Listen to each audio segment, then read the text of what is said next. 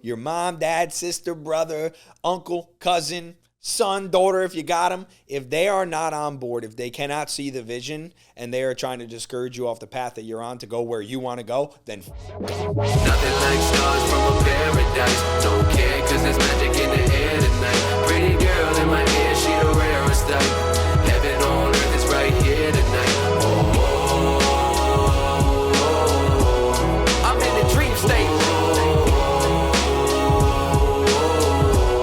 I'm in the dream state.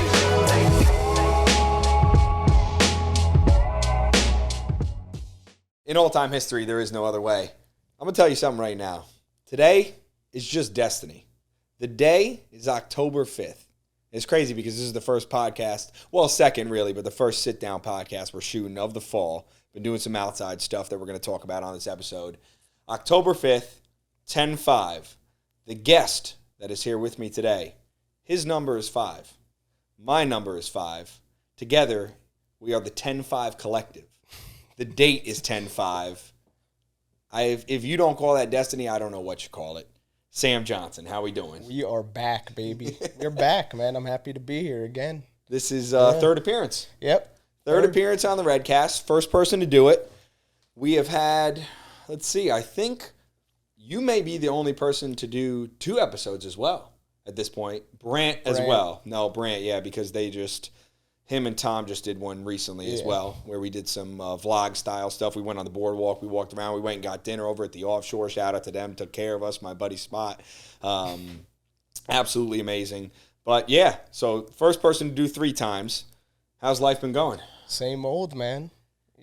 I've been keeping you in the loop a little bit. Yep. About some things still at Surgeon. You know, it is what it is, still learning, but it's been pretty good so far. Yeah, so we had a hell of a summer. I mean, dude, I was just thinking about it, and it's funny because I went and I worked out the other day, and I brought the camera, I set it up. I've been posting clips, but that entire lift, it was pretty much the first week after summer had ended. Back when, I finally got back. And everybody knows summer, listen, Memorial Day to Labor Day, you're just rolling, you're sending, it's a bender. Jersey Shore, you're out at DJ's, Bar A, Jenks, wherever you're at. And once the fall comes around, Labor Day hits, then you lock back in. That's when you lock back in. You get to work. You can work 7 days a week. You don't have to worry until the following Memorial Day weekend. Then you're back. But I was filming the lift, and it was the first week back, and I was just going on rants about the summer. And as I was going on the rants, I just realized how good of a summer we had. It was a great summer. You had the spot. So we actually talked about this on the previous podcast. Yes. We were talking about summer coming up, and you were talking about the new crib. I really like that crib this time. Yeah, the late night on the deck. 2 a.m. buff chicken wrap, send it back to the porch, and just having commission meetings with the boys. Slinging white teas. Yeah, we actually did at the tiki bar. Yes, because we were talking about doing that all summer. We actually did it once, I think. And then we were talking about opening an entire fucking operation back there where we just, we charge a cover at the door and we're just, we had the tiki bar back there, like you said. Get the soda gun installed. If we did that, bro. It was set up. It was a nice bar. So the house was on 15th, right? Yeah, I don't even remember the address. Yeah, it was 204. 204 15th. And it was just, I like that setup better than the other setup. You were on, where were you? The 12th. Yeah. Yeah, that was a bigger house. More people, right? Yeah, more half shares, I think. Yeah, and then this one was pretty solid squad, and it was just looking back on the summer. I mean, we were, first of all, your birthday, the 24th, June 24th. It was It was 23rd into the 24th because it was at 12 a.m. on the 24th. Oh, and Friday, man. That night, Friday into Saturday, that night just started an entire 22-day bender. I mean, it was just insane. Up until your birthday. Yeah, up until July 23rd, basically, a whole month. Now, it went to the weekend after July 4th, and then we kind of took like a week off, and then we had Caroline's birthday. Caroline, see you, Frida. And then my birthday was the following weekend, so it was really just nonstop. But I just remember from your birthday on through the week after July 4th, it was just a bender. It was good. And I wasn't planning for it this summer, though. This is what I'm like. I was not planning to go that hard. You're trying to take it easy. I know. It all went downhill once we acquired Calderon towards the end. I mean, that guy. That was shout out J Cal, man. Yeah, Calderon, the commissioner. Once we formed that trio, it was on, and it was nonstop. He's on go always. Dude, we were looking to not go crazy, and then it just, something changed, and he came down, and that was it. That was really the missing piece.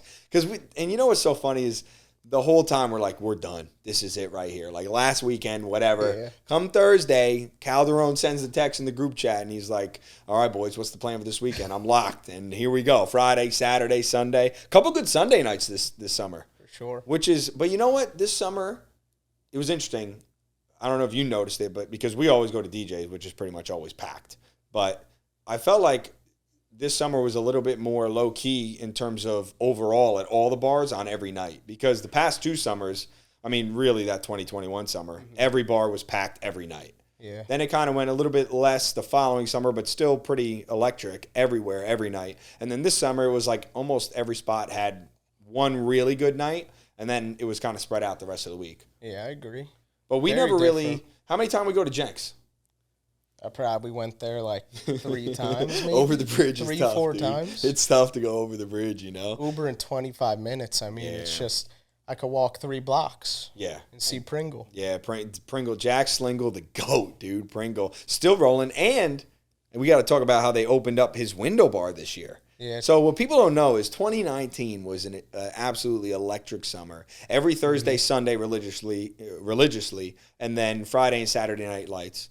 But Pringle would work that window bar, which is tough for us because now there's just such a large network of people. You can't really stand there either. It's in right by the stairs. Yeah, so you have the porch bar, as we call it. He calls it porch, and Christine calls it the tiki bar. Shout out to Christine, she's awesome. And so usually we're all at porch, and we have the bar to stand around. And it's just like we could have because there's tables there's seats. It's nice. Like you could have fucking 50, 70 people out there, and it's just like great.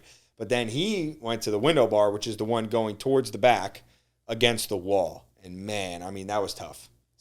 It's tough because he loves that bar. Because it's got the gun. Yeah, it's got the porch fucks him up. The porch doesn't have the gun, but the window does. So he could just sling drinks, and it's all right in front of him. That porch bar gets crazy. I think it was like after, it might have been Memorial or 4th of July. He sent me a pic because he's cracking open hundreds of soda cans. He sends me a pic. His hands are like bleeding. Dude, it's a rough life. From the cans. Yeah, just opening them and scooping the ice. The amount of ice they scoop, it just fucking... Well, you remember from Reds, dude. That shit'll get you. Moving with that speed, too. Yeah, the volume they're doing is insane. But it was an absolutely electric summer. One, I did not think it was going to go that route.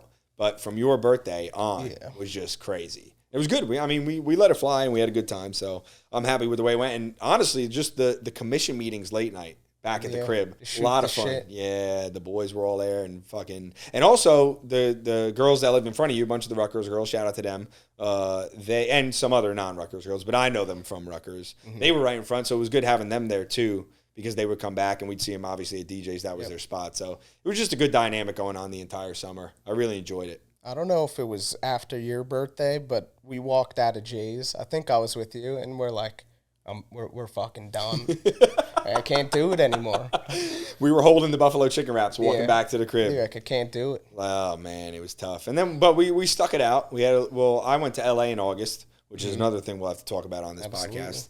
But the Labor Day weekend, we let it fly and had finished it off right, and then that passed and then we were locked back in. So what was your plan going into the fall? Was just to go back to Surgeon and just lock back in there and work? Because it's very busy on the weekends. So during the summer, I basically told them, listen, I'm trying to be with the boys. I'm not trying to work weekends. So going back in the fall, working weekdays, some weekends. And that's pretty much it. Well, it's in the city, so once the fall comes around, that's the city season. Fall, winter, spring, until it gets warm out. And even when it gets warm, if everybody's up there. But summer in the city is not the same vibe, and I feel like there's a lot more traffic, a lot more things going on once the fall comes around. Yeah. But in the summer, I don't know if there's as much traffic going back and forth. And I don't know if you noticed a difference between when the summer ended and what was going on during the summer and the fall there? Or I feel like it's the same almost. During the summer, I think they still have it. There's a Barbie pop-up like restaurant, like across from Surgeon, so it'd always just be juiced. Yeah. On like that Seaport area. And you guys are still you're still open during the day for people to come in, Yep. but then you also do the classes as well, right? Yeah, so we don't have classes. That's when I'm just utilizing that time to work on my own stuff, like the Team Tonys that I was showing you. Those I'm hyped for him to see those. Those are crazy. Yeah, he's a big sneakerhead. Yeah. He loves them. So I actually just sent him his clips today. Him and DQ. I got him their clips, which is crazy because I'm so backlogged on sending out all the clips. But I told him I'd get them to him soon and got them to him. But it was good to see him more this summer, too. It was good because I got over to Bar A because once, Tony did the podcast, DQ did the podcast, and the timing on that couldn't have been better because we released it during summer. We did the Manasquan Gossip one right before. And then just going to see him was, during that bender, the Beat the Clock, the Tuesday sagas. It's I thought it was coming to an end, but then in the course of that bender, You pop up some nights. It just happens. You just go. And, how can you say no? Tony and DQ are there, and so it was good. But, locking back in on the fall and all that, it was, I think it was time to do that, especially once Labor Day came around. I was pretty, that's usually how it always goes. But then you're kind of itching to get back. I was happy to meet Team Tony this summer. It's honestly people like him, like DQ, Pringle, like knowing bartenders, it really just makes the experience at the bar. Even like when it's dead at like Bar A and you're just chilling with Team Tony, like shooting the shit, those are some of the best nights. Well, the thing is, those guys, their hospitality is like it's unmatched. The best. It's the best. It's unmatched. It's you could go there, just sit down, have a couple drinks, and it could be just you at the bar, just them, and you would have an amazing time. Because they just make you feel like family. They make you feel good. They make you feel welcome. And it's funny because you'll go to DJs at like 11:30, 12, and it's so juiced. But then you can go there earlier and still you're having just as good. Listen, this is when, and shout out to Nolan. It was the night that Nolan, he had just won his fight. And then the next night was when we were on the porch, right? We were on the porch, and this is, I think, really where it got going. This was the weekend before your birthday, I think, but we weren't on a straight bender. And this was like, or it could have been even the day before, but I don't remember. It was just, we walk out and you go, here it is, classic Sam Johnson, Red, we're doing it, 25-25. And it was just 7 of us. Yeah. And we got 50 shots. And we just left them on the bar, and we just were running. And that was one of the most fun nights of the summer. And it was just, and Pringle was saying how much he loves that too, because it's basically like a private event out there. If you go early, nobody else comes out, because especially this summer, people were going out later. People were going out a lot later. Like, it didn't get packed until, I want to say 11 o'clock, 11:30, really? I always got to be on the move. Yeah, you got out of that house. Those guys take forever. Yeah, those guys do not get moving, dude. I'm always the first one out. I'm like, I'm not trying to wait in line right now. Yeah, you're a big get there early, get posted, and let's just get our spot. If you're coming later, come later, meet me. We're all going to the same place. But then you got to deal with that line if you go later. Yeah. It's just like, you don't want to do that. If you get there early, it's just like, and we had, it was Caroline, Amanda, I think, and Nolan popped in and out because he was there. He had just won the fight the night before, the day before, whatever it was.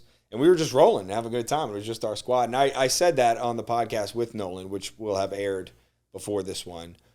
But when you have a squad that could go in and just have a good time, whether it's just them or a packed bar, like, that's the best people to have, you know? Mondo and Edwards and those boys, they made the summer too. Yeah. Getting closer with J-Mo, like Moriarty, that guy, dude. He's my guy, man. That guy, it's always a good time with him. Moriarty is one of the best dudes out. Dude. Such a good guy. He's such a good dude, man, and just a good friend. And he always, when he's out, he brings the energy. Yeah. It's funny when you're trying to drag him out and like the text messages. First of all, I'm also going to clip in this voice message that ended summer. That was the final, like, when you sent that text message, that's when it was over. And it was just so funny, dude. Because it was also, no one else was out, I think, except for you out of that. That's the Electric Factory group chat, right? Yeah. And it was Pringle's in it, J-Mo, Mondo, Edwards, me and you, Yeah, I think so. Yeah, and you just sent the voicemail and or voice message, and when you were just like, Moriarty, you're only in it for the highs. You don't stick around for the lows, not dude. For the lows, when you sent that, I lost it. And then you were like, done, retired, LA fitted, we're out. Yep. Which is another, people don't know this, maybe I've it'll have been said on another episode before this, but I don't think so because I don't know if I have said it, but I'm moving to LA. Yeah, you're gone.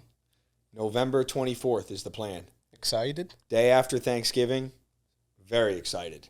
Just something new. Like, I think it especially we've already experienced it. It's like I have not seen you since summer ended now, and we were seeing each other every day.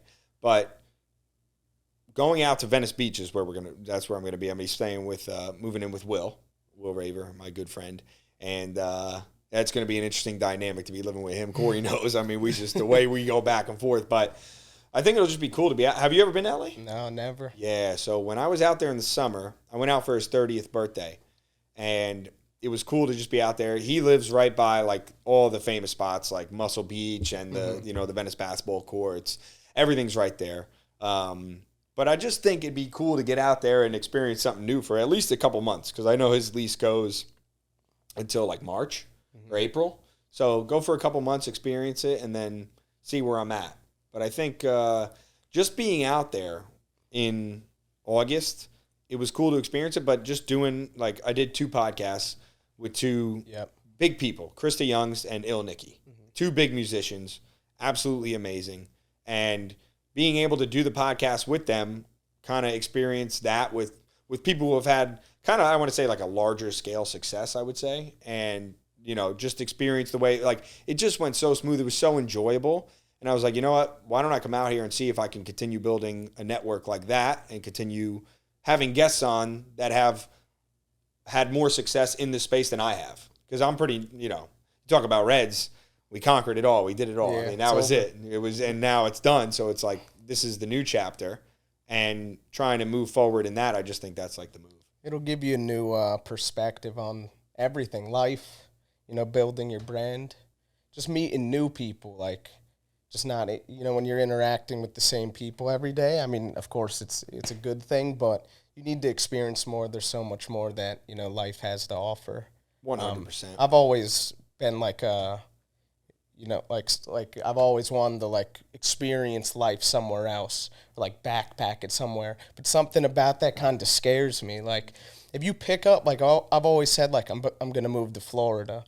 But, like, imagine picking up, going down there. Don't know nobody. Like, it's kind of scary. No, it's definitely scary. Sure. I mean, I lucked out because Will's out there, exactly. And those podcasts that I did would not have been possible if it wasn't for Will because he shoots for them. Yeah. So, it's LA's, it gets the bad rep because, it's all like so many fake people. Everybody's trying to make it. So everybody's just trying to kind of, step on everybody else and move themselves forward, but definitely doing a big reason he kept saying, he's like, move out here, move out here, move out here. And I was like, dude, I don't know. Like, Jersey is it's just so embedded in my soul. Like, it's just New Jersey to me, as I've said many times, and I will continue to say many times throughout life until I leave, is the greatest state in the union. So it's just so embedded in my soul that I'm like, listen, all the people I know are here, and I don't think it's necessary that to accomplish like something big, like say whatever, like the podcast taking off. I don't think it is necessary that you have to go, but I do think that going somewhere else and experiencing it, like you said, getting a new perspective and meeting new people can definitely help because then you're just expanding it. If you think about New Jersey, between the 2 of us, we know so many people, and just the way Reds took off and how many people I got to meet through that. Now it's like, okay, let me go challenge myself and go somewhere new where I don't know as many people, and I can kind of start over and start to build that network. And the connections you can make out there could be, next level, game-changing for you, getting new guests. You already got 2 pretty big guests, so. Yeah, and as soon as we were done, they were like, yo, we have friends who would love to do this. Yeah. Like, it was cool. And it was, I think, doing those episodes out there and just, like, talking to those people, like talking to Krista, talking to Il Nicky. Like, Il Nicky was like, dude, he even said during he's like, I'm really enjoying this conversation. Like, this is awesome. And like experiencing that with someone new that I don't really know. Cause I like to do the podcast with most of my friends, people I know. And we have a lot of friends that are doing cool stuff that have already accomplished a lot of cool stuff, accomplished big things, but to do it with other people that I don't know as well, it's almost like a challenge for me, and I don't like to script the podcast either.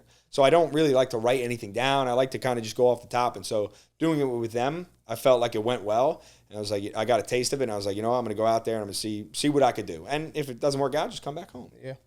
I mean, Jersey is our spot. This is it. This is where always all our will people be. are. But what you said, the whole, I think a lot of people feel the same way. It's scary to just pack up. It's a big risk for sure. You're leaving everything behind, all the people, home.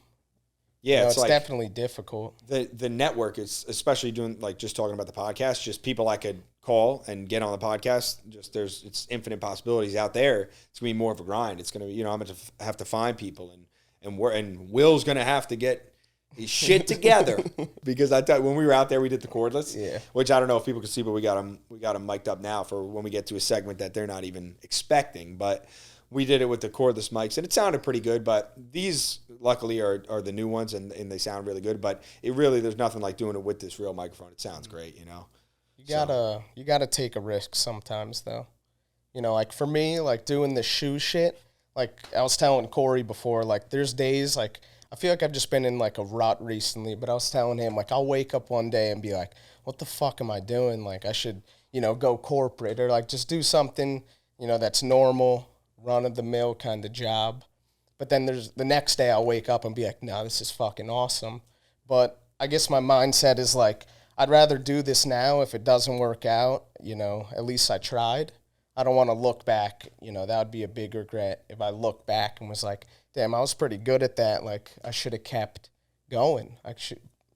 So I don't want to think about that. No, I fear I fear getting to a place in the future where I look back and I regret not going for it. And, dude, I've been on the same wave. I feel like it's every time summer ends, like but especially for me because, like, I've been in that mindset because every fall, and you know this because you were the one getting ready with me, basically. We were 15-foot blocks of wood still to this day. No one has ever done what we have done. But pour a one on his shoulder, and me and you were trying to figure out how to do it. But just getting ready for Reds. Every August, it was like summer was over for me. I've never really got to experience Labor Day the past couple years, like Labor Day weekend, because once August comes around, I'm starting to get ready. Yeah. And when you started working at Reds, it was the same thing. You came back with me and we got it ready. And then even the next year. But this is the first fall where Reds is not open, or at least Reds New Brunswick. Obviously, Reds Newark is still going. Reds Meadowlands, Reds in Carlstadt right by MetLife Stadium still going. And then the Roosevelt up there. They're all still going.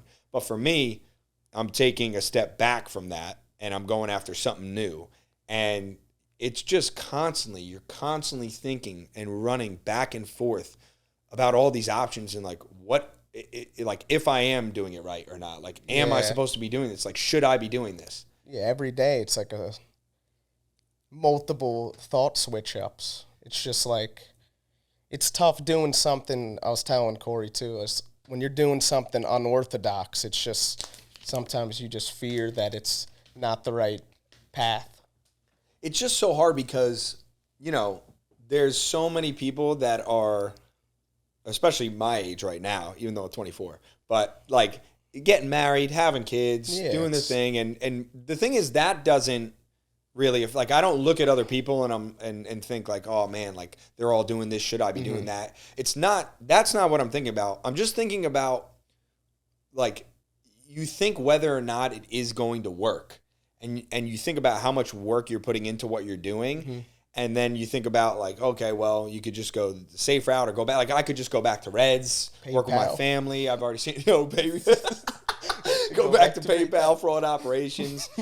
But it's just like, you just constantly think about this stuff when you're going after something for yourself or doing something you love that isn't so conventional, like a 9-to-5 or like a steady job or just going back to work with my family at Reds. Like, for me, it's just, I think about it every day, and but we're not the only ones who are going. I know everybody goes through this. It's like, even if you are working one of those jobs. So I think that's the one thing I've learned is that it doesn't really, there's people that are doing those jobs that are looking at somebody like us, or some people like us, and they're like, yo, they're going after it. Like, I wish I was doing that. And then you have people on the other side like us, like, going after something that we love, not knowing if it's going to work out, and we're constantly questioning it. Yeah, what I've learned is most people, all ages, like, don't know what the fuck they want to do. Yeah, like I've had people in like these classes before, like older, probably like 40s. I remember this one dude asked one time, he's like, yo, like this is what you're doing? I'm like, and my answer for some reason is always like, yeah, like I'm just figuring, my fucking life out right now. And he's like 40 years old. He's like, so am I. Like, so is everyone. And I'm like, I'm 24. Like, I'm so young. Like, no need to worry. So that's why I'm trying to do, this stuff. I'm young. Might as well do it now. While the passion is there. Yeah, 100%. Well, while you could take the risk. And that's what I always tell myself. I'm like, dude, because you know what? And I was telling you how fired up I was before the podcast. I was telling you because, and I even made that video the other day, the Hold the Line video. I don't know if you saw it. Yeah, I saw that. I said, hold the line because, you know what? And shout out to Jason Keats and Swagger Boy Luke Natal. They, those guys have been just a constant source of encouragement for me throughout this whole entire year because, I met them.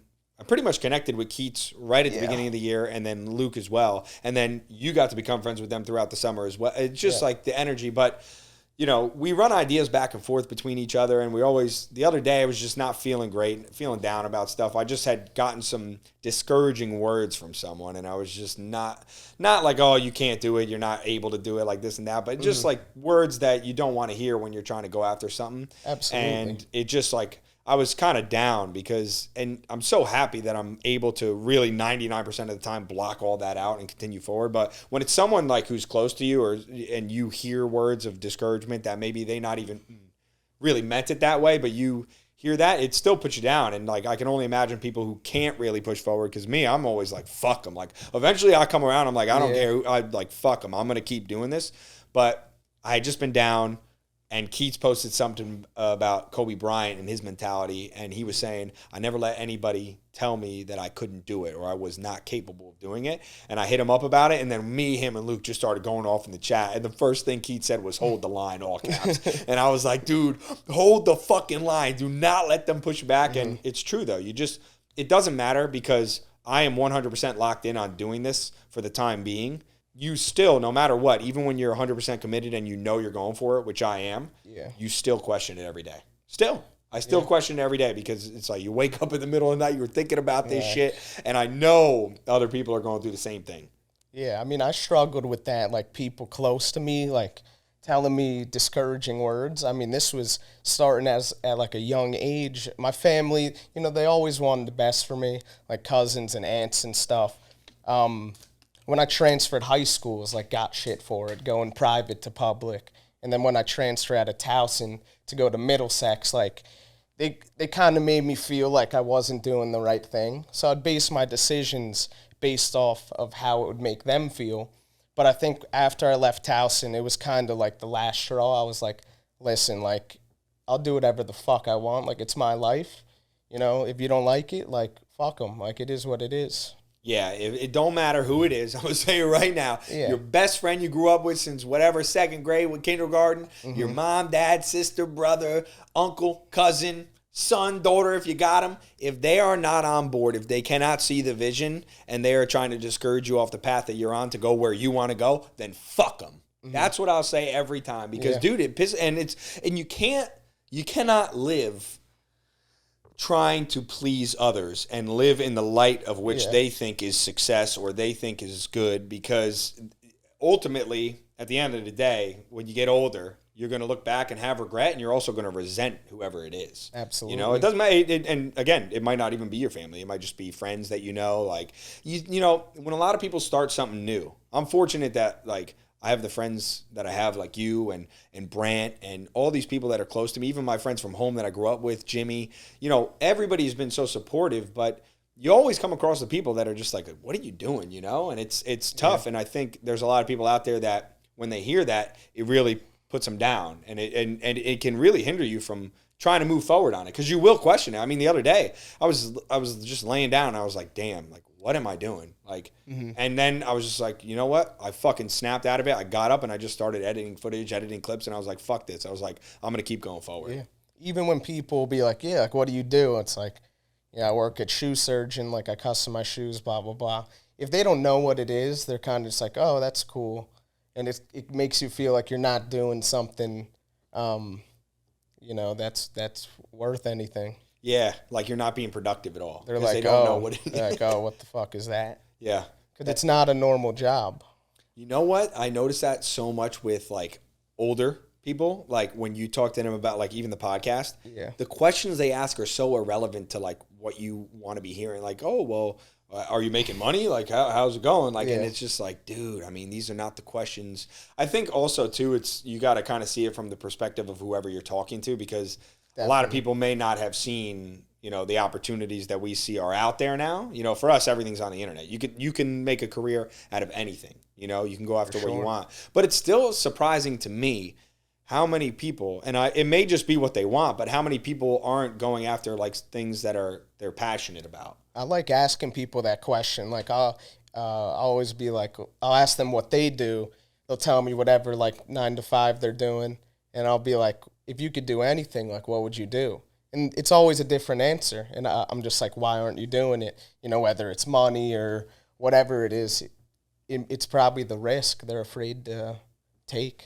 Yeah, I think the risk is like, it's tough. I mean, and you got to think like people too, people do have responsibilities. Like, you know, like there's bills to pay. Maybe you have a son or daughter, or, you know, you have to take care of. And it's not just you, but it's just so tough because I feel like there are so many people out there still that are not doing something that they love, you know? And it's like, and again, it also is a grind too. It's like, sometimes you got to work your job all day and then come home and just work all night on your passion, you know, if that's what you want to do. But put yourself in situations where you're least comfortable. Yeah. See what comes out of it. Yeah, that's been huge. I think the most growth happens when you are in a situation where you're not comfortable. Yeah. And that goes back to why I'm going out to LA, because I'm not going to be as comfortable as I am here. Yeah. You don't got all of us. You won't have Corey. Yeah, dude. That's going to be... It's a whole new switch. I'm telling you what. Me and Will have gotten into so many... Dude, we get so heated. It's cool because Will and I will shoot each other straight no matter what. So it's just funny when we go back and forth. I'm just so particular on how I want things to look. And I feel like I'm sort of like a director almost. Like if I had to picture where I'm going with everything, like the podcast and the network and all that, it's like being a director, right? And it's like, you know, I'm going to tell you what though. I give Corey a lot of freedom on this thing to just set it up, but then I always take the final look. And I think I get that just from when you own a business like Reds. Yeah. You teach people how to do it. You teach them how to bartend, whatever. But then at the end of the day, there is a way you're going to ring these people up and put the money in the register. You know, it's like there is a process for everything. And you have to let everybody put their own twist on it. And that's kind of something that it's not as easy for me to do is let people just have the freedom. Like I like to be in control of everything, you know. But at some point when you're building like a business, you know, you have to like. Imagine if a security guard doesn't show up, I have to do security. I'm not even behind the bar. So all the bartenders are just doing whatever the hell they're doing. So at some point, you got to trust people to just go. And that's going to be cool for Will, too, because he's going to be doing something, learning. Yeah, he doesn't do the podcast stuff and the Sony cameras because shout out to Will. I mean, his skill and what he does, the way he shoots is just like him, Corey, they're all using Red cameras, like, which is just top of the line. Like, and it's just, he's so skilled at it. So it's funny when I come around and I'll have a question about editing something or I want something to look a certain way. Yeah. And he's just it's just like, he's like, motherfucker, I don't have time for this. Like, just tell me what you want and I'll do it. I'm like, yeah, but you're not going to do it the way I want it to look, you know? Yeah. But it's just, I go back and forth on that, but it's just something you kind of have to let go sometimes. But I am, again, back to LA. It's just you taking the risk and going out there and being uncomfortable, you know, like, but I'm excited for that. Like even being out there when we were out there, like there's certain things that no matter where you are, I feel like people, no matter where you go, like you're going to do. Like for me, I'm always going to hit the gym. Mm-hmm. My diet is always the same. I haven't changed that in a decade. Like it's always been the same. So just certain things daily process. You wake up, Folgers for the soldiers. I mean, absolutely. It's just, you just have a process every day. And that's, you know, when I get out there, follow the process and then start to take advantage of the opportunities when I'm out there as they present themselves. Mm-hmm. I think that's a big thing I've learned over the past couple of years is when opportunities come up and present themselves that you have the opportunity to take, you got to take them. Got to do it. You have to. Like, especially when the surgeon opportunity came up for you. I mean, that's just like the customs. Yeah, for sure. Yeah. Then it led to BLAC. Shout out the Astros. Dude, got the Astros hat. That's right, yeah. So who is this player? Brandon BLAC. He's a pitcher on the Astros. Nick played with him in high school. So I knew him when I was like a freshman in high school. I don't know when he hit me up, or like I posted like a certain shoe, and I guess he like saw it and he DM'd me. He's like, "Can you make me some cleats, Space City themed for their city edition unis?" And then I made him these cleats, and he wore them against the Rangers. So just like watching the game and just seeing like my work on the big screen, like for me that was just a sick opportunity. That moment is just like, it's cool when, again, going back to the conversation we were just having about you're questioning whether or not like it's going to work out, whether you're doing it right, whether you're supposed to be doing this, and then you see a guy in the MLB, Belak, rocking the cleats, pitching in an MLB game. Like that moment, I mean, how did you feel when you saw that? I was just grateful for him hitting me up, giving like me the opportunity, because it was something, like once I got in the game, seeing all these sneaker customizers, making stuff for, the top athletes in the world. As a little kid, you're like, I hope one day I could do that. So just having someone, in the league, that was something, major for me. Just inspired me, I guess, to, just get better. Yeah, when a moment like that happens and you've accomplished doing something that you feel like you get to a point of doing something, you're like, yo, that's what I got into this for. That just will keep you going like crazy. Like it was cool because we just had the release party for Darian's song Tulo Baila. Yeah. It was this weekend and had a bunch of people there. Habib was there, Cisnero was there, a bunch of the crew. But it was cool because I saw a bunch of people from Reds that I haven't seen in a while. Every single person, yo, Red $2 Tuesdays, that shit was the go. Yo.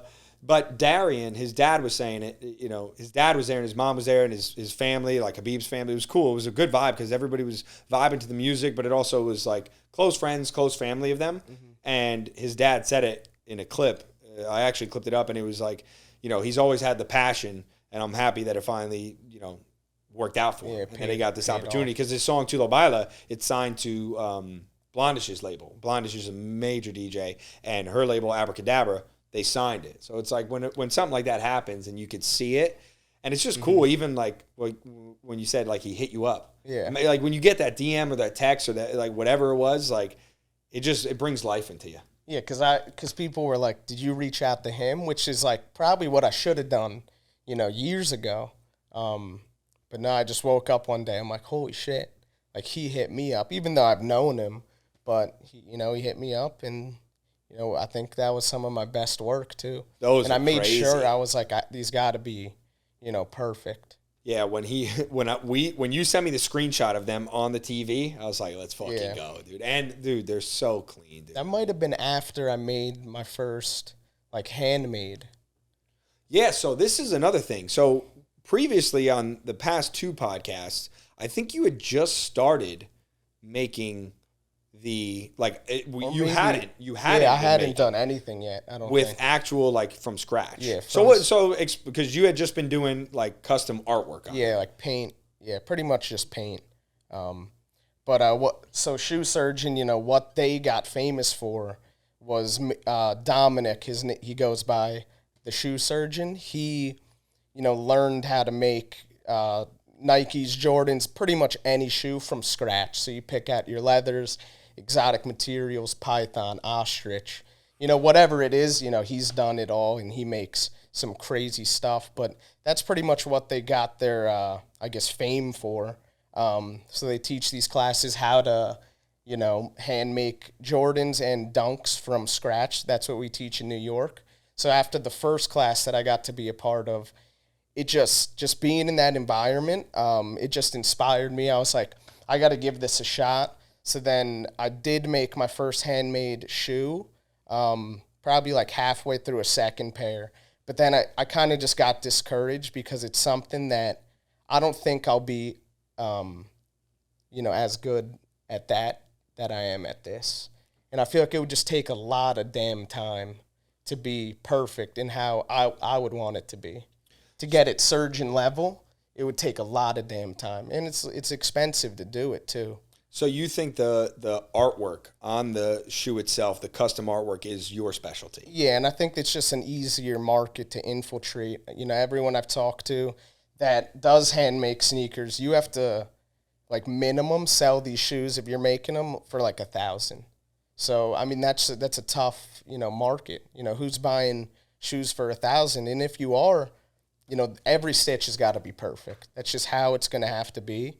And I think that would just take hundreds, if not thousands, of hours to really master.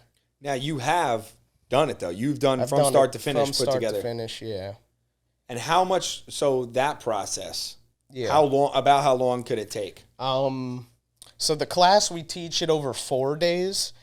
They're long days. I think it's like 9 hours each. If you're good at it, this one dude, I post him all the time. Shout out Colin, Dog Food Kicks. I've posted his stuff all the time. He actually helped me make this first shoe. I went to his crib down in South Jersey. But like he's pretty much a master at it. He said he's only put like 1,000 hours into this. And he's like, I think he's a master. His stitches are perfect.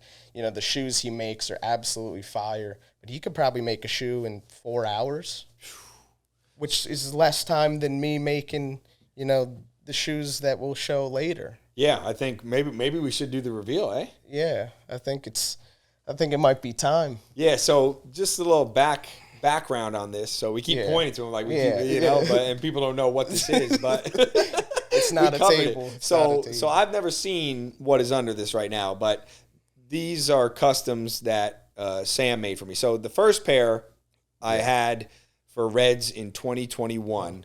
This was the first pair that you made for me. You made a pair of customs, and these are crazy. I mean, just absolutely nuts. And then you came to me with the idea of making a second pair that rivaled it or that would just go with it. And so I was like, I have another pair of the triple white dunks at home. So I brought them to you. And that was back in the fall of 2021. Yes. Because that's when these were finished. We had them on display. So now, I don't know if you want to explain what's under here and what we got. Yeah, I guess we'll go off that backstory. So he gave me the second pair of dunks, and I started working on them, but I mentioned it on the first podcast, just being at Rutgers in that environment, it was just so hard for me to, be motivated to do this stuff. So I probably got like halfway through the first shoe, and essentially it was just going to be the first shoe, but I was swapping the colors. And then, I don't know, I just put them down and didn't touch them for a year, and then ended up at Surgeon. And the first day I learned how to do a certain thing that I knew he would love. And it just completely switched the vision. And I think that's what I like about making shoes. I don't map it out before I make the shoe. Whatever comes to me, I'll just do it. And I think that's what I like about art. You kind of just go with the flow. I don't want to see what it is. And, I'll just go with the flow, freestyle it, and, see how it turns out. Let the creative direction take over. Well, these are, I haven't seen these yet. Like, this is the first time I will see the shoe and get to hold it, like, in person. Yes. And it's funny because, so the story goes back to, originally, before you had made any customs, you got me into me into sneakers. You got me into shoes. And I remember we were going to the diner after Reds, and I would pull up shoes that I was trying to find. And we mentioned on the previous podcast, I had that Senders jersey by Full Send, and I was like, I need a pair of white and blue, and I can't see any. I can't find any. And immediately you're like, Kentucky Dunk Lows. Yep. Looked them up, and I was like, that's the one. Easy. Copped them. And then ever since then, I just got into it. But you had been talking at that time about the St. John's, which I have on right now, as you can see. One of my favorite pairs because they are red. Sure. And after Miami, you went on a crazy tear at Reds and just went off. Just putting on an absolute laser show. Numbers. Like the record for tabs, like just spending an insane amount of money. And it was for like a 2-week span, right? You were just going off. And I was like, man, I got to do something for Sam. He's spending all this bread at Reds. So I said, fuck it, I'm going to order him the St. John's. Yeah. So I found out your size. And then I ordered the St. John's. And then when the whole squad was there, all the 93 boys, I had Benji distract you. And then I brought the shoes to the room, and then we kind of did like a whole thing. I have the video clip, so I'll clip it in for sure. And I gave you the St. John's. So then the summer came around. You were like, I want to make a pair of customs for Reds. You made the first pair. I give you the second pair. And then here we are now in the fall of 2023, 2 years later, and it's finally complete. Yeah. So I think we got to show them off. So I haven't seen these yet. So this is you could do the honors. All right, let's go. So now shout out to Pete Innes. Yep. He did the box, right? Okay. Exactly. So all right, I haven't seen this yet. So. Yeah, you're good to go. Here, turn the mic. Yeah, the mic there. All right, so this is. Should I pick it up and then take or should I just? It's pretty big. Yeah, you could do it however you want. All right, so this is. So I have not seen this. Yeah. Oh my God, dude. Yeah, so we got the double box right here. And it's cool because, it took a year to complete these. And this pair that you'll see, it wasn't supposed to be like this, like I said before. But once I made them, it just made sense to make a double box. Shout out Pete for, making this. He's very creative, nice with the woodwork. And I wanted him to try something new.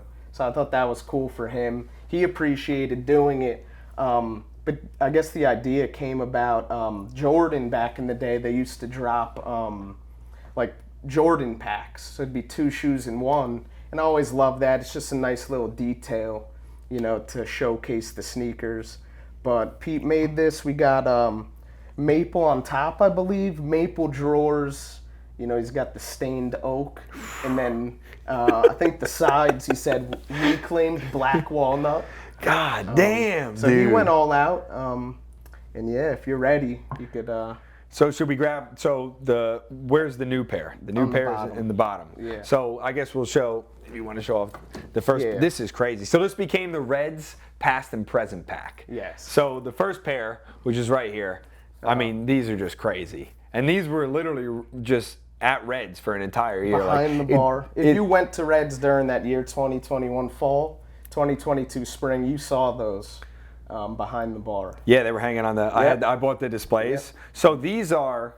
Do you want to explain kind of like what is going on with these shoes? Yeah, I mean, for these, I wanted to keep it simple, I guess. I mean, it's not really too simple. No, it's just. Just wanted to do panel work with we got fire red and then jet black, the Reds colors, and then the swooshes. You got the checkers to kind of. Show off the flags that are on the Reds logo. I thought that'd be a cool touch. Got the pale blue sock liner. But these just going with the flow. Like this vanilla color was never supposed to be on the shoe. I just like looked at it and I was like, fuck it. Like I'll put these on.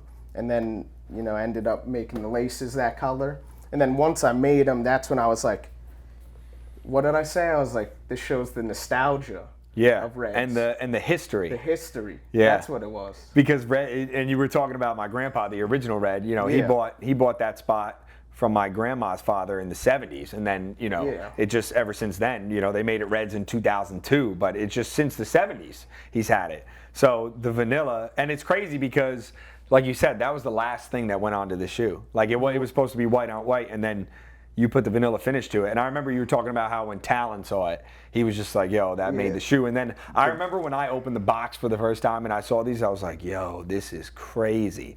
And I wanted to wear them so bad. I was like, I don't know if I can wear them. I want to keep them on display. Might just have to keep them on ice. Yeah, I don't know. Well, now the fact that it's part of the past and present pack, we can't. So that's fire. So that was, I mean, these are just unbelievable. So that's the first one. And then... And all right, so now these. Yeah, the big reveal for Red.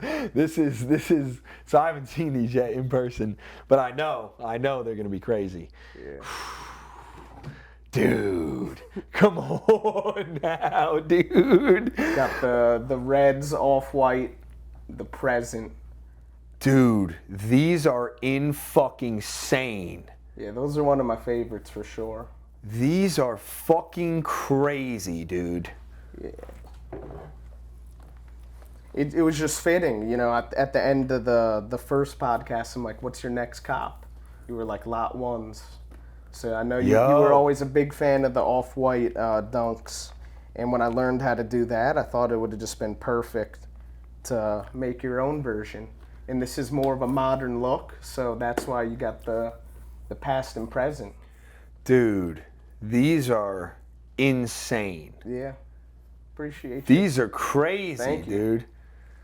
Appreciate it. Thank you, dude. Like, dude, this is like, Thank you for waiting 2 years. Yeah, man. you know what's crazy? That's crazy because I feel like people do a lot of the times they just want to rush and get things out, and it's like if we hadn't waited, if you hadn't taken your time, never been a thing. this would have never like. It was crazy when you started texting me the ideas of it all coming together in your mind, like later, and how you were like, "Yo, I'm gonna make it into an off-white model with off-white laces." And then you added surgeon laces, you know, adding this blue, like the blue colored laces too. So this also has the checker swoosh. Yeah, and then another detail right there. Shout out my boy Brian at Surgeon. He made that like custom zip tie out of red python. Yeah, that thing. So again, just being in that environment, I didn't even ask him to do it. He just saw me working on him one day, and he's like, "Yeah, I just made you like a python zip tie," and I was just like, "Bro." Like, you didn't have to, but it's just another detail, you know? The details on these are insane, dude. This is crazy, bro. Dude, worth the fucking wait, bro. For sure. I've never seen these in person yet. This is it right here. God damn. This is, the off-white right here. Python. Damn. And it's cool because, like you said, the past and present, like, these are the white, like, the clean white, like... Clean. The past is the vanilla, it shows the age. Yep. Yeah, dude. For anybody who knows like how into dunks I am now because of you, like this is just like one of the greatest things one of the greatest gifts I could have ever received, dude. Thank you. Yeah, thank you for everything though. I mean, you know, this is nothing, man. There's a lot of meaning to this too, like just to get like almost sentimental on it now. It's like it all stemmed from Reds, which was like when that took off and it became everything I wanted it to become, and the friends I made. I never thought I would have been as close with the people, you know, as I am now, you know, with those people, and like how we became close friends. Like, just this shows everything. It's just like now I can always look at these and just think of how much we did and went through at Reds, you know? Yeah. Just so much work. And so many things that happened there, so many good things. So like getting to look back on just the journey of this, like I like in my mind right now, I'm just running through it. Like it's just like it's all flat. Like it's like one of those reels where it's just like pictures flashing, like about people's years in review. Like it's all running through my mind right now. And it's just something like having something like this is so priceless because no matter what, I can look at it and I'll always be brought back to that era, and that time period was one of the greatest of my life. So it's like just having these, bro. Thank you. Yeah, of course, brother. Fucking you know, that was like the dude. main thing getting into customizing. Like I always wanted to create something that had meaning behind it. So for you, you always look at this pack, you know, 10 years down the line, you're just like, you remember everything. You think about the franchise, you think about the relationships, you know, everything that went into Reds and the Palsies, man. This is it right here. The past and present pack. Finally, 2 years in the making. Then we got it on the podcast. It couldn't have worked out better.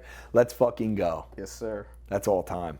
All right, let's leave them. I guess we'll leave on display here too, like this, right? We go down, and then maybe throw them like, what do we do? How do they do it in the shoe store? Kind of like that, right? Or something like that, or no? Like, just throw them on so people could see them. Damn, dude. All right, let's pull the mics back in. Damn, dude. That fucking brought me back. I do running through just the Reds nostalgia. Dude, absolutely. And again, the whole creative process, like you said, how it all just kind of came together. Yeah. I think that's just that in general, that concept of allowing things to kind of just fall into place. It's a weird balance because you do want to move forward and you want to continue to make progress. But I think something that's so underestimated is allowing things to kind of fall into the place when they're supposed to. Yeah. And these shoes are a perfect example. Like it was funny. I remember going to your apartment at Bartlett one day after they were sitting there, like just a couple strokes of paint on them. Yeah. And then now it's just like a complete project, and it wasn't completed. When did you actually finish these? I actually don't know. Summer maybe? No, probably in the spring. April maybe. When you had because that's kind of when really got things rolling. Yeah, and then I just hit Pete up. I'm like, I know you're good at the woodwork. You want to try something new? And that's something I definitely want to continue doing when I make shoes for people. Just have Pete make me a custom box. Just add something new. It'll give more meaning to the project, I guess. Well, it was funny because when you brought them in, or before you brought it in, because I hadn't seen it, you were like, yeah, those shoes, like the first pair. The first one. You're like, they have to go in it. I'm like, what are you talking about? You're like, no. It's a past and present box. Like, the shoe box contains both pairs. And I was like, no fucking way, dude. Yeah. This is crazy. And shout out to Pete. Thank you, dude. I really appreciate it. I mean, this thing is unbelievable. Yeah, he killed it, man. Yeah, a lot of meaning in these things. That's what's made me fall in love with the game, just having a pair of shoes that, I said it on the first podcast, that just tells a story, has meaning behind it. To me, that's, those are things that I just cannot get rid of. If it just, brings me back to when I got into the game, or, if it's honoring someone, that shit, like you said, is priceless for me. Yeah, those types of things, I remember, like it's funny because, like, money and all that stuff, it really, obviously you need to have money for certain things, and it allows you a certain sense of freedom and, aspects of life. But having things that have meaning, that will also continue to inspire you. Like, sometimes when I do get down, looking at something like this, you find the meaning again, and you're like, yeah, that's it right there. Thank you again. Appreciate it. Absolutely. No problem. So along the lines of sneakers and all that and shoes, what's going on with your current game? Because back in the day, people may not know this, but we went crazy buying dunks. Yeah. I mean, we would just be, you'd put Sam Johnson. I mean, the shots, 20 off rip, Sam Johnson. The dunks, the amount, he'd just pull it up and we'd be like, yo, we're copping them right now. What's going on with your current sneaker game? Like, what do you have going on? Do you see any on, like, that you want to cop right now, or what? I'm so, like, out of touch with the game. I feel like, for me, I might have lost the love for maybe not collecting, but, like, I don't really care to put the time in, like, seeing what's releasing. I haven't bought a pair of shoes in, I don't know, a long time. I kind of just have my rotation, and that's what I rock with. But I think the game's all fucked up now. When I got into it, that was, like, the prime time of the sneaker game, I think. Like 2012, 2013, I think that's when we really loved it. That's all we talked about, man. And I feel like it was special being like that young and just, it was just cool. It was just cool buying and selling stuff, meeting up with people. And these are shoes that are looked at as classics because you think about a shoe from 2012. I mean, that's 11 years old now. And there's some Jordans from then that are like almost not wearable because they're that old. Yeah, it's crazy. It's crazy how fast time has gone. And that's even, like, it's so crazy when I see a pair of, like, 1985 Jordan 1s. Yeah. Like, the original, like, that he wore. And, like, it's crazy that people can even keep anything that long in condition like that. But now you look back and it's like, holy shit. And you think about it just like you said, like, those from 2012 or whatever it was. Imagine some of those you can't even wear now. I think you've seen them at my house. You definitely saw them. My favorite shoe I have in my collection, pair of Jordan 11 Columbias from 2001, brand new. And for me, like, going back to the meaning, like, I was 2 years old when that shoe came out, and they're brand new. So just having those, like, no, I don't think I could sell those for any amount of money. It's just, like, when I look at those, it's just, it shows the history. It's a 21-year-old, or 22-year-old shoe. Yeah. Yeah, I'll tell you what, with the sneaker game now, and I think a lot of other things that have, like, resell, it's totally different game now. Like, back then, I think even when you first got into it, like, you had to go get them. Yeah. You had to go get them. You had to wait in line. People were paying people to wait in line for them. Killed over J's back then. The hustle was, like, crazy back then. But now with, StockX and Go and all these other, there's another one, like Grailed. Like, all these resale spots that people can list their items. Everything is much more accessible. You can get really any pair of shoe you want at any time. The only thing is you do have to worry about the authenticity sometimes when you're going through that. But it's just like that that feeling of actually going after it and especially like when you first get into something, chasing the first time feeling of something. It's so that's why I think traveling is so big now. Yeah. What you were saying too, like even going somewhere new or whatever, even if you're just going for a little bit, like experiencing somewhere else's culture. And seeing things for the first time, that first time feeling is something you can't get back. And something like shoes in the sneaker game, like now there's just, again, with everything, there's so many people that are in it. And it's, the bots have taken over, just technology getting crazier. I mean, it's a $1 billion industry. There's so much money in it. People make careers out of it. But these bots, it was probably like 2014. This is when bots were like new. We like downloaded like a free one on Google extensions or something. We like tested it out one day for my brother for these pair of LeBrons. Sniped them like immediately. And then I tried no bot, didn't get them. So that just opened my eyes like, this is what it's going to be down the line. Just botting and, cashing out. Yeah, and so many people are, it's crazy how, like, you could see the volume that people are doing. Yeah. People posting pics with fucking 500 pairs of shoes behind them. Just copping crazy amounts. But you can't knock the hustle, that's for sure. People are hustling and getting after it, But it's just crazy because I think also when you got me into it, like right after the pandemic had like ended, there was a big market for a lot of material items. If you remember we always talked about moving down to Miami. Down in Miami, people were just networking like crazy because of things like wearing a Rolex, or if you were into crypto at that time, or into something like that. Like the amount of things that were able to create networks for people. And at that time, dunk hype was crazy. Like I remember when we were copping the dunks, dude, Cuses were like $800. Kentucky Dunk Low, $550. St. John's, $500. Like these are fucking SP Dunk Lows. And now you look at them, dude, pair of Syracuses, $230. Kentucky Dunk Lows, $210. St. John's, I bought a pair the other day, $130. Then pandas were heat. Now, like, I'll see videos all the time. That shoe's, like, if you're wearing them, like, it's almost, like, frowned upon. Dude, they are fucking hated by the sneakerhead community. It's just because everyone started wearing them. Yeah, it became the Air Force One. I mean, you see every girl have them. It's just a very common shoe. Yeah. I love them still, but... Dude, black and white. You can't go wrong. You wear them with anything. But I just like always trying to be different, wearing different shoes that people be like, yo, what the fuck are those? So it's just, I like having stuff like that. And honestly, with the whole panda thing, because I see this all the time, you see those interviews on TikTok where they're like, yo, what's the worst sneaker? What's the worst sneaker? Every single person basically says the Panda Dunk Low. Every time. But the thing is, you have the AF one, which is an all-white shoe, which I love now. I wear the triple whites because I only wear dunks. I will forever. The reason I only wear dunks, too, is because that's the first shoe that you introduced me to. Like, the Dunk Lows was the first thing I got into because of you. So, like, wearing dunks and stuff like that, it has more meaning than just being a nice shoe. Like, it's always something that you and I can share now. It's like we always went through that. We bought so many pairs of dunks together. And so it's cool. And also, it kind of even, they have Dunk Lows that are skate, like the SBs. Like, those are like for skaters. But the regular Dunk Lows also have a similar, like, skater style, which I like, These are SBs. Yeah, those are crazy, dude. But, that's why I wear the dunks. But going along with the Panda thing, now it's a little switch up from the AF1, but like somebody wearing a Panda instead of the Air Force One, like the Pandas are black and white, they're clean look, like the dunks you can't go wrong with. So I understand why it went so mainstream. I think that also contributed to why dunks and some other sneakers have kind of gone down in value. It really,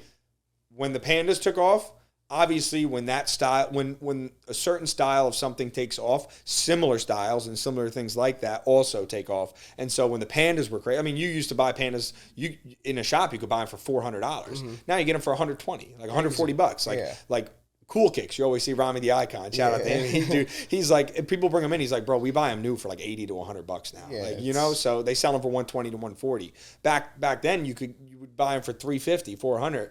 But obviously, when those took off, it introduced people to the other pairs of dunks that were around, and so people started buying those, and then everything just became a lot more common, and that kind of devalued them. But I still, for me, to this day, I wear them. I never got them. That's another thing with material items. A lot of people wear them just to show them off, but I never wore dunks to show them off. I wore the dunks because it had meaning. I remember JP and I, we were in Miami, and I was wearing LeBron 9 South Beaches on South Beach, and I took a snap, posted it. I was like, South Beaches on South Beach. Some fucking girl from Metuchen swipes up. She's like, are you posting that to impress people? Said something like that. I'm like, I do the shit for me. I'm wearing South Beaches. I'm like that to me. That's fucking cool. It's just LeBron's story. Yeah. And and you're in South. You're at South Beach. It's what the shoe Motherfucker, is called. Like, been in the game for a minute. How the audacity of that girl to fucking hit you up and say that? Yeah, said something like that. I was appalled. Oh, I get fucked. Yeah. It's funny because I do find for a lot of the people that I'm close with and close friends, it's very consistent with that, where what they're wearing or what they're doing is like there's some meaning behind it. Yeah, it's not just to show off what it is, you know. And it's interesting because now even we've talked about this too, like supporting your friends. Like even now I'm wearing the Maledro shirt. Yeah. Like Tom designed these. Like shout out to Tom Christine, and he did the podcast with Brant. Like that episode will air as well. Not sure if it's before or after this, but to me, one of the things when Reds took off, one of the things I wanted to make sure I did was support people and support my friends, support people that were close to me. So like now I've decided, first of all, always black on black for the rest of the time. That's what we're doing. That's just the uniform, black on black in some way, shape, or form, whether it has the design on it. Black on black with a pair of Dunks. I'm solid. I'm locked in. You got the Nixon watch. I wear this because Will Raver gave it to me as my #1 rule of life on the bottom engraved in it. It says, never rush or forget things. And if I want to, I'll rock the chain to match, you know, because it'll go with the watch.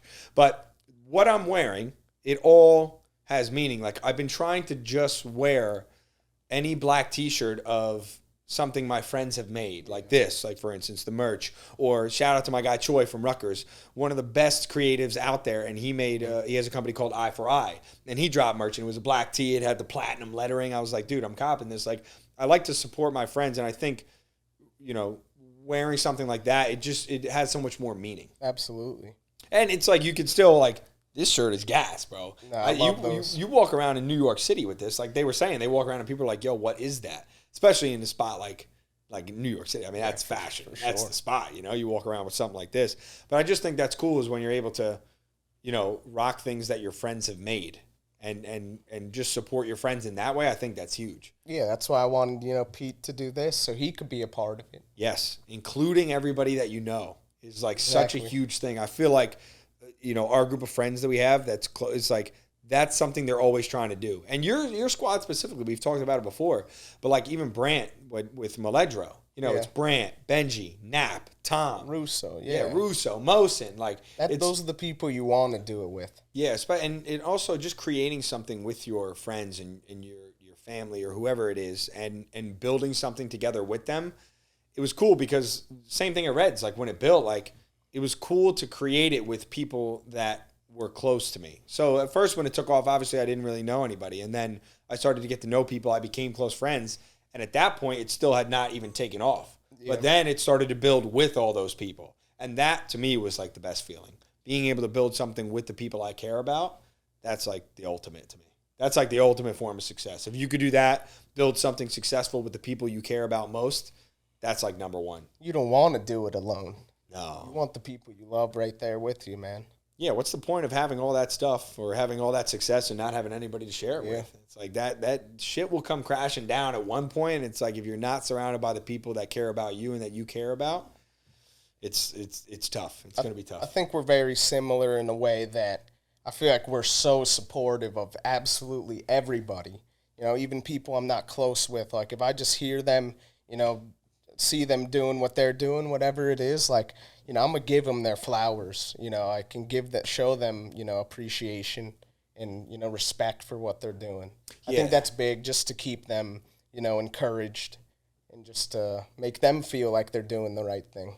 Yeah, ever since Reds took off and I saw that, because again, with social media and stuff like that, it's not always so obvious. And then with you guys, I saw everybody is sharing what everybody's doing. Yeah. And it's like, again, they'll see that and they'll be like, damn, I'm fired up that Sam Johnson shared my story the other day of something I accomplished. Like, for instance, when you made those custom cleats, like just being able to share that happened. Like like sharing a moment like that when it takes off or when a big moment or when Darian signs Tulo Violet to Blondish's label, being able to celebrate that, like that's cool. And that's something I have tried to do so much in the last couple of years is make sure I support my friends in that way. Even if it's not something where I'm buying something from them, like their merch or like just liking their post, sharing their post. Something. And sharing it to other people and letting other people know, because I think, so it's in this current day and age, I think a lot of people are so into just showing off what they have and what they're doing right now.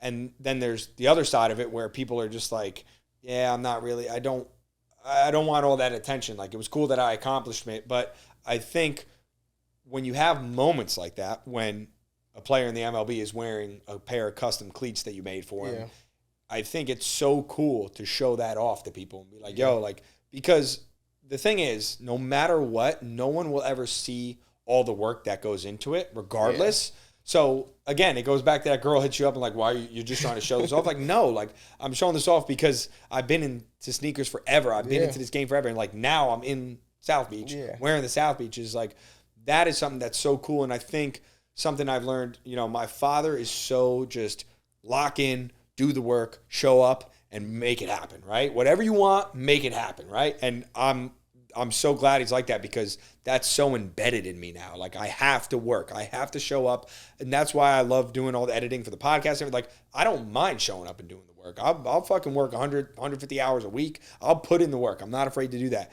But then when something cool happens as a result of all that work, I've learned over the last couple of years to celebrate that a little bit more and kind of show people and say, like, look what happened, because I realize that no matter what, they won't see all the work that goes into it. Yeah, and I think sometimes the only thing you have to show for all that work is whatever that moment was or whatever that accomplishment was. Yeah. You know? Like that guy, Belak. He's not wearing those customs if you don't put in the work over time and become a master at your craft, you know? And still learning to this day. But, I mean, if you weren't as good as you are at doing it, then he's not going to, like, be so, willing to reach out and say, hey, can you make me a pair of customs? Yeah. And there was so much work that went into that. Hours. I always take my sweet time with that. Perfectionist, I'm sure you're the same way. You know, I've seen it at Reds. You're absolutely a perfectionist. Just absolutely. Bottle's got to be in this, certain spot. How frustrating it is when you walk behind the bar and I go to my station where I'm supposed to be if I'm hopping back there to help. And it's vodka, gin, rum, tequila, triple sec whiskey, and then the white tea and the green tea shots ready to go. Tito's and Casamigos on deck, ready to go. I have it in that order, locked in, because when it's fucking juiced in there, I'm not even looking. I'm just grabbing it, flipping the bottle, grab it, boom, shake it up, shots, 20 off rip, done. I could do it in fucking 15 seconds, I swear to God. But then it's funny, I'll scoop the ice into the drink or into the cup, I'll put it on the bar, I'll grab the bottle, I'll start pouring, I'll look at the bottle, it ain't the fucking vodka, it's the gin. I'm like, why is this out of order, you know? But it's true. But also, going back to what you said about taking your sweet time. Yeah. We kind of touched on it earlier, but I've been really into, the concept of never rushing is funny because I'm always late to everything. But there's kind of a deeper meaning behind this. Shout out to Corey, he always rides with me no matter what time it is. But that's why I also never get mad if people are late. Yeah. I'm never, my grandpa was the complete opposite, right? He was like, if you were 1 minute late, he had no patience. He was like, it was so funny. Sure. He'd be like, we're going fishing at 8 a.m. We'd show up to the dock at like 8:05. And the first thing he'd say is, what are we going, night fishing? You guys are fucking late, Or he never cursed, but he said, you're late. Come on, let's go, And but for me, I never get mad. I don't think I really have the right to get mad because I always am so late. But the concept of taking your time with something, like even with the podcast, filming the episodes ahead of time and then releasing them like months later, again, it goes, I mean, this day and age, I think a lot of people are just trying to put things out. They're just trying to get it out there as soon as possible. But I think taking your time and making sure that everything is delivered right, it obviously, if you have something where you're reporting or talking about something that's relevant at the time, like there's a podcast, the BFFs podcast, Dave Portnoy, President Barstool, Brianna Chicken Fry, and Josh Richards. They always talk about what's going on in the news, the headlines, the drama. So like they have to be on it every week. But for me, the episodes that I'm doing, they have a lot of meaning to them because we're telling people stories and we're talking about things that have happened in the past and things we've done. So that type of content is timeless. It never gets old. Yeah. So I kind of started applying that concept to everything. And obviously you can't really do it for literally everything. But I think a lot of people underestimate the power of taking your time. I mean, TV shows back in the day, if you think about it, when they used, like before social media, they have a whole fucking however many months of filming, and then they have the production of all of that, and then they air the episodes. It takes mad long. And a pair of customs, here we are 2 years later. but like it wouldn't have been just right. It wouldn't have been. We wouldn't be sitting here if, I rushed that shoe, made it, right then and there. And receiving it. Listen, pair of 10.5 on 10.5 with the 10.5 collective. Yep. It's destiny. Dude, when I saw that earlier today, so I just had 10.5. my phone. I literally looked at the phone and I was like, we were supposed to do the pod yesterday. Yeah. That was originally, and then you had dinner planned. So I, hit up Corey, said we're going to do Thursday. He was available. And then I looked at it today and I went, no fucking way. Because originally when I was buying all the dunks too, they're all 10.5, right? Because and that was the original 10.5 collective, was the collection of dunks I have. And then it just, obviously, it turned into something that was more meaningful. It's cool how something that you may not think has so much meaning at the beginning can turn into something like that. Yeah, 5.5, 10. It's crazy. 5. Cinco Customs. That's the name of your custom work. Cinco Customs. But you also wore 22 as well. I was 22, like my whole life. OG Robbie Cano. Yeah. He wore 22. I just loved him, loved his style, nonchalant. But when I got to high school, you're just like giving random numbers. And even like Cinco, I mean, people still call me that till this day. So that's, a story in itself. Junior year, I get number 5. And I remember telling the other second baseman, I was like, could I get like your number? It was like number 3, I think, or 4.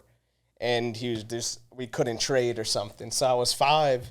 And then my brother came to a game and he just like, let's go Cinco.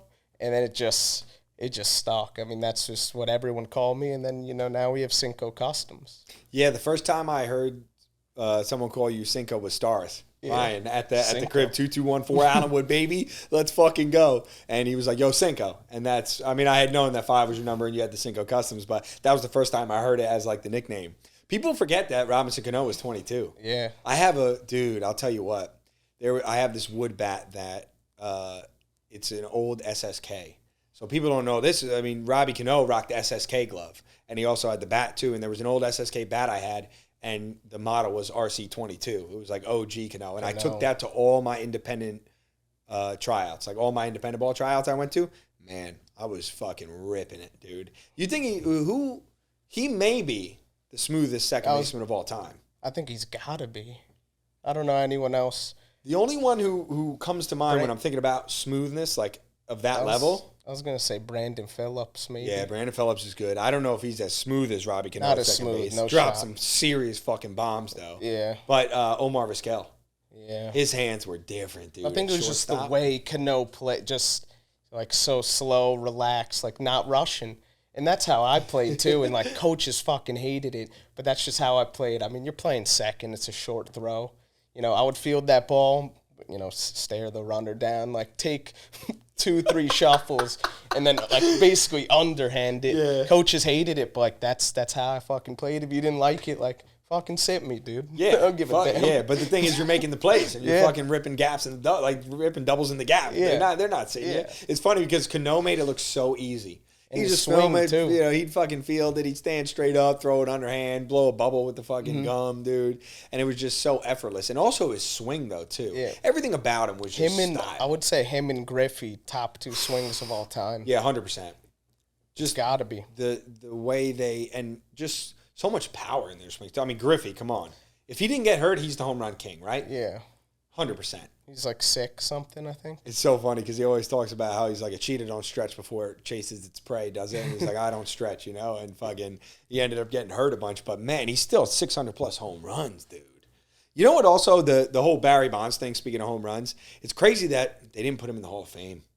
I feel like it's got to happen. It can't. Oh, yeah, he reached the mark. Yeah, you're right. Yeah, dude, it's just... That's a tough one because you go back and forth about the steroids and all that. That era of baseball, that whole steroid era was, McGuire, Sosa. I was a big Sammy Sosa guy. Dude. My name's Sam. So I was a big Sosa. Bro, when he ran out after, 9/11 happened and he had the American flag, that's one of the most electric, cinematic captures in history. Yeah. I mean, him just running in Wrigley Field with the fucking American flag up across the outfield. Absolutely electric. But yeah, I mean, Barry Bonds had probably the best swing of all time. He was feared. It was every pitch. The thing was, it sucks because you have to go back and forth on it because of steroids, but he was so good before that anyway. Yeah. He was fucking ripping baseballs, dude. I mean, and then he took the roids and they just went a lot further. But he was like, I mean, he may be he might have the best mental approach to hitting of all time. He was the best. He's the best hitter of all time. Yeah, he is. I think he's gotta right? be. It's just they're not going to put him in. Ted Williams, only person to hit 400 in a season. Yeah, that's insane. I remember I had a baseball card once, and it was like, it showed like the average was like 444 for like however many at bats they had, and I was like, "Yo, this dude hit 400 or whatever," and my dad was like, "No, that's not he's career 400 hitter." I was like, "Oh, okay, I get it now." But yeah, there's some. I mean, that whole era of baseball. That's when we came up in baseball. Really, it was like same for me. It was like there's some crazy players from that era. That was when Ichiro was a rookie. Alfonso Soriano. Love Soriano. Soriano's one of my favorite second basemen. Then he moved to outfield. Right, converted. I always bring up Jim Edmonds. He wore a 5, right? Dude, Jim Edmonds, number 5 center field, bro. I literally the other day I said this going back to the fucking. Dude, you always shout out those Cardinals, though. Scott Rowland third base, dude, fucking. He the other day I was texting Keats and Luke and something about we always go back to baseball, and there's a clip where obviously we were outside of Keats' show at Headliner after the most electric send in Jersey Shore history, and he's just yelling, "Let's talk baseball!" Yeah. He's just hammered like, "Let's talk baseball!" So now we always make references, and I literally texted Jim Edmonds, 2004 NLDS. What was it? I think it was game 5. It might have been it was game 5 or game 4 when he hits the walk-off bomb. Yeah. I don't know if you remember this, but I remember watching this, and he gets up in like the bottom of the 10th or whatever. I mean, it was a crazy game, and he just hits it. NLDS 2004 game 5. That's what I was like, Jim Edmonds, dude. He might have been the best defensive center fielder. Yeah, I remember he had like a crazy catch. He was There's like a famous catch he's made. Yes, diving backwards. Yeah. That and the Willie Mays catches, like 2 of the most famous in center field. Absolutely electric. That era of baseball was different, dude. And then, of course, now you got like Trout and all those guys. So it's crazy to think how long they've been in the league too. Yeah, Trout's been a while. Harper been a while too. Yeah, and the Phillies are now in. Yeah, the DS division. Nick he's a Mets fan though. Yeah, Mets. He just lives in Philly. He's in the godforsaken city of Philadelphia. But shout out to them. The way they support their team is tough because they're just so disrespectful. Yep. But they always support their squad. Yeah. And it may not get more electric than Philadelphia. I mean, Citizens Bank Playoff Park. Philadelphia. Yeah. You saw the clip of Stott going to hit the grand slam. They're singing the walk-up song. No, like they cut out the broadcasters and all the music, and it's just the crowd. And then first pitch, he hits a grand slam. That might be one of the best clips of all time, like sports clips. That's it. It the has electricity to be. Is. I mean, I can't imagine how he was feeling. It was lefty too. First pitch. Lefty first pitch. Yeah. That's rare, dude. Yeah. Lefties just got that sauce, man. Dude. The way they could just drop the barrel on the low inside fastball or like the high inside hanger. Like they just drop the barrel and it's gone. Yeah. It's just such a smooth. By the way, I got my alumni game Sunday, speaking of baseball. Nice. And my swing right now is so pristine. Dude, I was in the cages the other day. Connie got the he got the fucking live machine now so you can like see live and train velo. Dude, I was dropping absolute fucking nukes, dude. I'm talking missiles, dude. I'm ready for fucking Sunday. Need to have a good outing. I'm like there's always that fucking video of the one-man throw ride talking about the alumni game because we actually play the team. A lot of schools don't do that. They do like dude, if it was alumni versus alumni, I'd never go. Like he's washed up. That's why I don't really get into softball too much and all that stuff. We're playing the team, competitive game. The one chance I get every year to play competitive baseball again right now. Dude, I might try out for a couple of indie ball teams this spring the way I'm swinging it right now. Fuck them, dude. Yeah. Fuck them, dude. Fuck them all. Damn, dude. So what else is going on here? We're in October now. We're coming up on the winter. What's your plan moving forward? I remember, I think it was at Virgo, right? That's where Brent played that one time. Just being there, like, with all the boys and just seeing Brent do what he loves. I remember just, like, blocking everything out and just, like, watching him, do his thing. And I was, like, low-key getting, like, emotional. I'm like, bro, like, I saw the beginning of 93 when no one was there yet, I would just pull up. Brant would be there making music, and, I would just be in his room. And that house was just so supportive because that's all that kid did. I mean, we were out, in the living room bullshitting all day. During the COVID year, Brant was just locked in his room. So it's cool to see, like, the hard work. It did pay off. And he may have not known where it was going to be. I don't think everybody in that house knew where it was going to be. We knew he was going to go somewhere. Yes. But we did. But you didn't know where and when. We didn't know where, yeah. And I'll tell you what, there's the emotion you feel when you see somebody experiencing what they want to experience and succeeding at what they want to succeed at is crazy. Like, watching Brant do that, you said you get emotional. I remember I got so inspired, and I texted, that one of my coworkers, and I was like, you need to teach me how to hand make this shit. Like, I need to do this, like, ASAP. Yeah, that's like, it just inspired me. And I told Brand, I'm like, seeing you, like, up there really just, like, inspired me. Yeah, like, dude. People going after what they love is so inspiring, and I think that's a lot of times you got to stand on that, too. It's like going back to us contemplating and thinking and questioning. It's like people do see what you're doing, and if you're going after something, they do take inspiration from that. And I take inspiration from you, from Brant, and that's why I'm so – all those relationships that I made at Reds, even though Reds is closed now, it's like I want to hold on to those because I know those people are rooting for me and I'm rooting for those people, and getting to watch each other go after it, regardless of where it's going to go or where it's going to end up, watching everybody go after what they want to go after, that's inspiring, and that helps me keep going. Can't fucking say it any better. I mean, that's just the way it is for me. That's how it is. And when you have those people, you need to hold on to those people, dude. Like, when you have friends like that, where you know for a fact that they're rooting you on no matter what, you got to hold on to those people. Yeah. Have to fucking hold on to them. Can't lose sight of that. No, and it's also special, especially when everybody's together.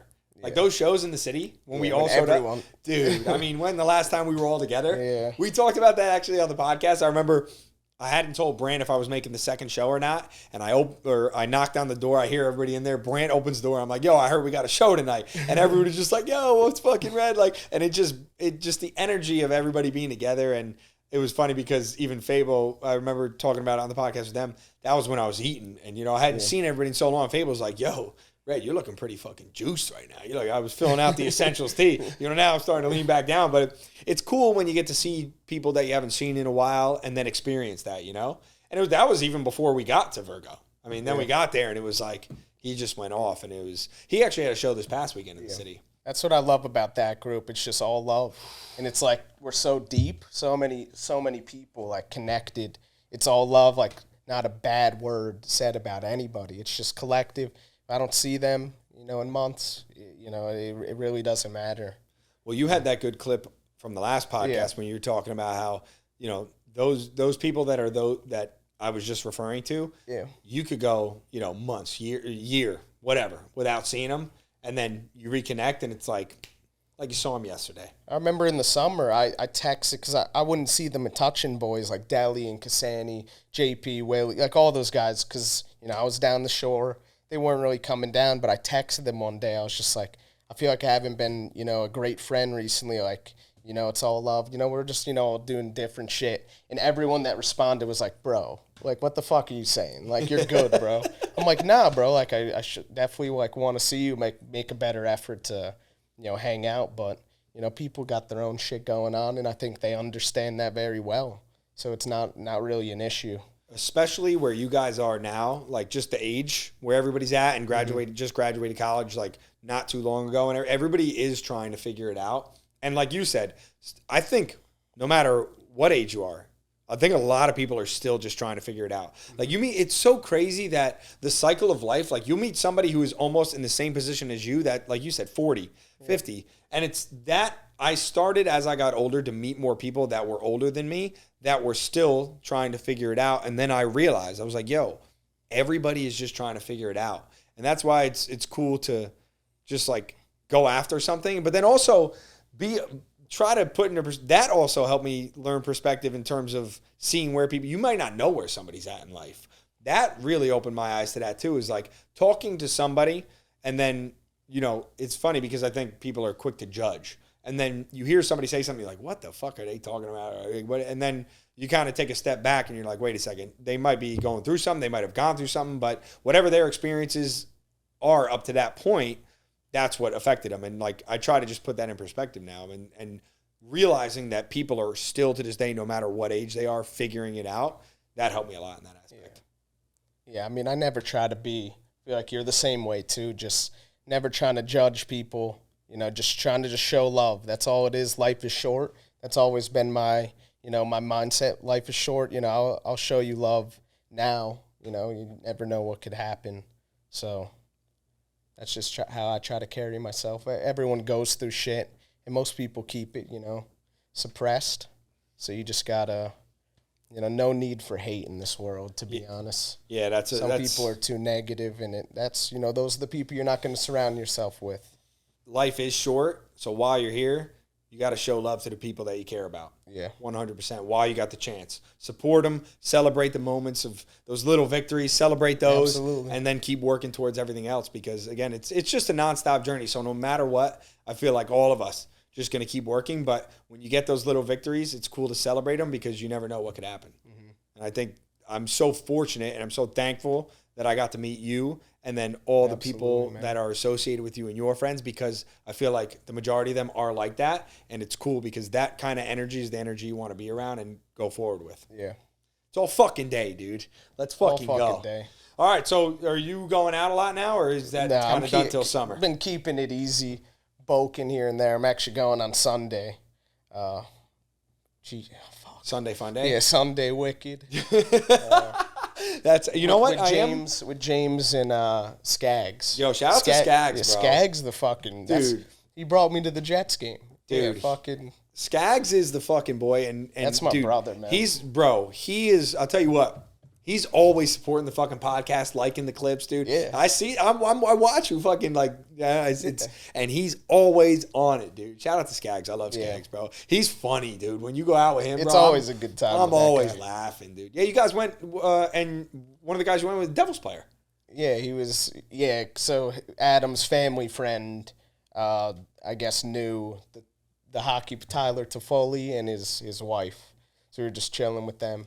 Not a big hockey guy, so I didn't really. Yeah, well, they're right next. They play right next to Reds. But my boys were like swiping up. They're like, "Bro, like you're casually with Tyler. Like he's nice. Like he's a good pickup for the Devils." I'm like, "Oh shit." Well, the Devils are good, dude. I've never seen Reds like that. Like last year, when New Brunswick closed, I went right to Newark, and man, it was fucking juiced every game. Like they were good. So it was funny when you're like, "Yeah, he plays for the Devils." I'm like, "Damn, let's fucking go." Tell them, let's fucking go, dog. Reds is right next door. We thank them. And they actually, Hughes and those guys went to DJ's. Yeah. This fucking Some summer. of the boys said they've seen him there. It's crazy how deep New Jersey nightlife is, that everybody, like even Daniel Jones, found out, went down the shore. It's crazy. But yeah, I'm also on the same wave. Summertime comes around, I'll probably go out. I may still be in LA. Who knows? It's open-ended. I'm driving out there, so I'm going to have my car. It's going to be a long drive. We'll see. We do have to get back for Eric Nighttime Nolan's title fight in the CFFC. That's December 15th, but this will have aired probably past. It might actually air before that. Who knows? Because I think season 2 is going to start up in November, but he's got a title fight. So I will be back for that 100% because I told him I'd make it. And I think he's going to be the first episode of season 2. Aside from that, one-way drive out there. We're going to see if I ever come back. Yeah. Summertime, it's very hard to keep me out of New Jersey in the summer.